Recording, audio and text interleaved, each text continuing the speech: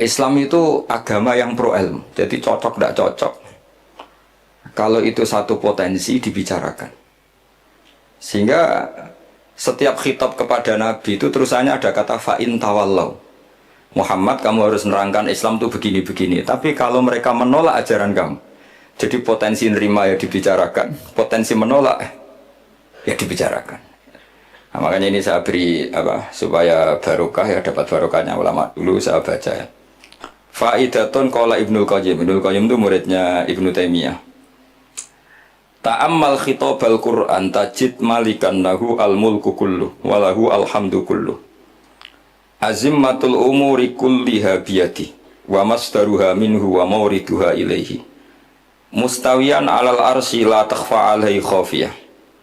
Min aqtari mamlakatihi aliman bima fi nufusi abidihi muttali'an ala asrarihim wa alaniyatihim munfaridun bitadbiril malakah yasma'u wa yara wa yu'ti wa yamna wa yuthibu wa yu'aqib wa yukrim. Jadi begini maksudnya, khitab itu otoritas dari minal a'la ilal adna, dari yang lebih kuat ke yang lebih bawah, itu namanya khitab. Kemudian harusnya kita semua sebagai manusia itu sebenarnya orang yang tidak sah memberi khitab, memberi perintah. Karena kita sendiri tidak berstatus khalik, pencipta. Jadi misalnya gini, saya janji sama sampean besok datang ke saya, kamu tak kasih uang. Besok saja saya tidak mesti hidup. Jadi janji itu sudah salah, besok saja saya tidak mesti hidup. Kalaupun hidup saja uang saya terbakar atau dicuri orang. Maka di sini dibutuhkan otoritasi khitab, harus diberikan zat yang punya otoritas penuh, yaitu zat yang nggak akan mati, yang nggak akan lumpuh, yang nggak akan mengalami satu gangguan sosial. Sebab itu dalam pandangan ulama tafsir itu punya akibat, saya ulang lagi, punya akibat bahwa hanya Allah yang berhak memberi khitab. Sehingga saking kerennya Allah itu bisa khitabun lil makdum. Ini di sini nanti ada contohnya. Sesuatu yang nggak ada, kemudian Allah bilang kun, menjadi ada. Sehingga Allah itu nggak bisa dibantah, nggak bisa ditentang, karena bisa apa saja. Karena asbabul qudrah adalah al-khalqu. Kalau dalam ilmu tafsir, kalau sampean dalam ilmu manusia kan gini, sebabnya melihat itu mata. Kalau dalam ilmu tafsir enggak, yang bisa menjadikan Anda melihat itu menciptakan. Seolah lagi ya, jadi kalau dalam ilmu tafsir asbabur ru'yah itu al-khalqu, bukan al-basar. Kalau kamu melihat karena mata, berarti setelah jauh tidak bisa melihat, atau setelah tertutupi tidak bisa melihat. Tapi kalau kamu mengetahuinya karena menciptakan, maka kapan saja bisa melihat. Misalnya gini, saya punya emas 1 gram, kecil sekali 1 gram. Saya tanam di dalam Monas, kedalamannya 1 meter. Mbok saya sudah di Jogja, saya tetap tahu bahwa di Monas kedalaman 1 meter ada emas 1 gram. Kenapa? Karena saya yang menciptakan, yang mengatur itu semua. Sehingga setelah saya di Jogja, setelah saya di mana-mana tahu bahwa di Monas itu ada emas 1 gram dalam kedalaman 1 meter.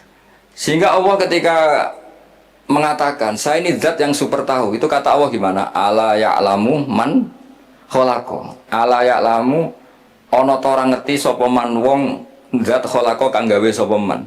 Masa orang yang menciptakan kemudian tidak tahu? Jadi awal tahu itu karena menciptakan. Tapi kita sudah lama jadi bodoh karena kita tahunya pakai mata. Sehingga kita mengatakan bagaimana orang buta bisa tahu wong dia buta. Kalau dia yang menciptakan tetap tahu. Tadi misalnya orang buta di kamar mandinya masang paku atau masang apa, dia tahu kalau di kamar mandi saya ada paku. Kenapa kok tahu? Karena yang masang saya. Nah, ini penting saya utarakan supaya nanti itu gampang analisis ayat-ayat berikutnya. Otoritas itu, otoritas khitab itu harus diciptakan dulu. Nah, baru setelah punya otoritas, saya ulang lagi, baru punya hak khitab.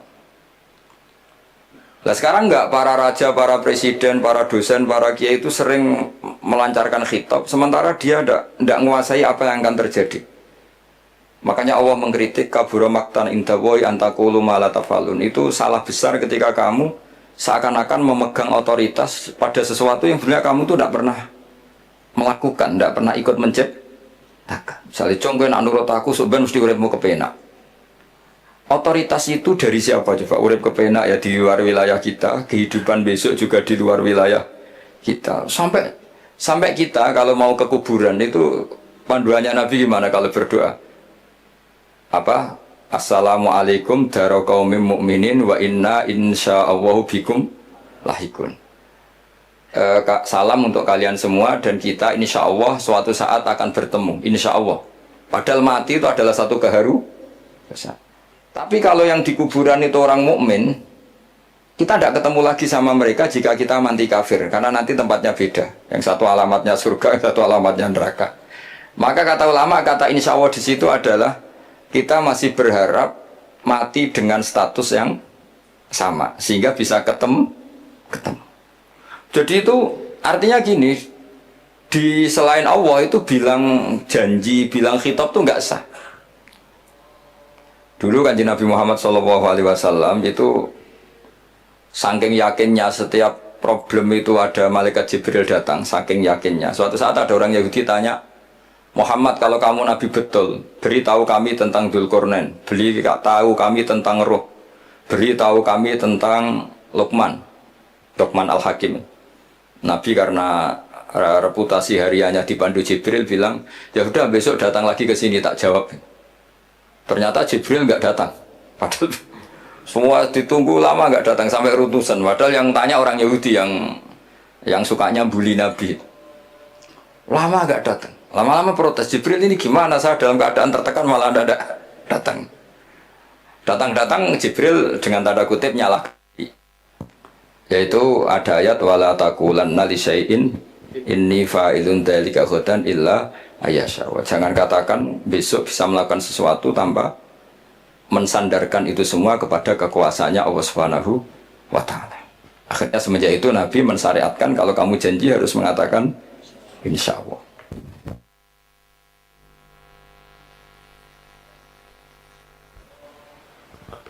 Ya, kenapa ini saya katakan penting? Karena nanti khitab di Quran itu supaya proporsional ya. Sekarang banyak orang memahami Quran tapi nggak mau mempelajari ilmunya apa? Ilmunya apa? Quran. Termasuk ilmunya Quran tadi ada 3 ingat ya. Khitabun lin Nabi itu bisa saja khitabun li ummati. Yaitu dalam kasus-kasus yang Nabi tidak ngalami kasus itu tapi yang ngalami umatnya. Nah, kenapa khitabnya tetap kepada Nabi? Karena yang bisa komunikasi